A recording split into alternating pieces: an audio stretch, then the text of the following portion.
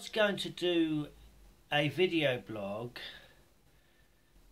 from Chantry Vale, but the first part of it is a bit of a disaster, so I'm going to cut that and then I'm going to go on from there. Now, there is a proposal to build houses on Chantry Vale. Probably not. It's a nice area to build.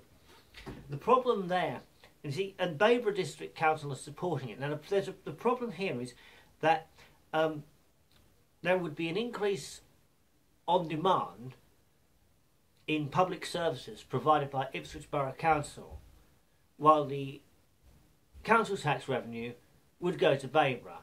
So Ipswich would have an increase in demand for its public services with no extra increase in council tax revenue.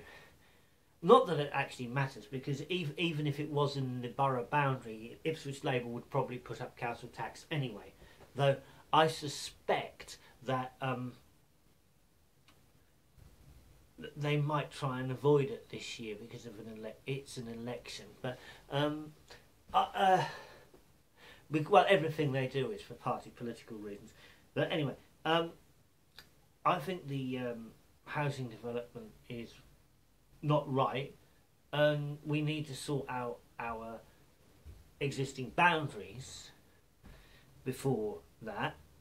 And it would be good if Ipswich was a unitary authority rather than this ridiculous situation we have at present.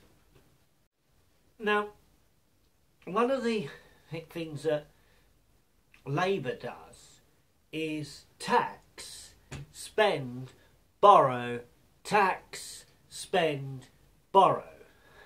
That is basically, if a political party are into taxing, spending, borrowing, spending, taxing, borrowing, spending, taxing, borrowing, spending, then that party is likely to be the Labour Party.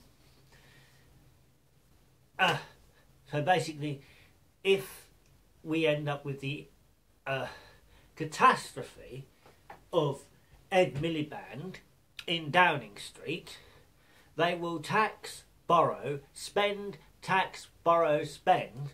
We will probably end up about 20 or 30 billion more in debt. Our deficit would be through the roof again, and they will create absolute chaos. That is why we need a Conservative majority. But what my original video was from Chantry Vale was to point out how Ipswich Labour are wasting our money. Well, not our money, they've borrowed it. So, we'll have to pay the debt, because that's how it is. Being Labour, they like spending other people's money. And they put us about 20 million in debt to buy a landmark. There, right there you go. Now, if you didn't see that, that was the sugar beet factory, alright? Looking over from Chantry Vale, okay? They've just they've borrowed £18 million to buy that out of vanity. So tax, spend, borrow. The really nasty thing about Ipswich Labour is they are so Labour.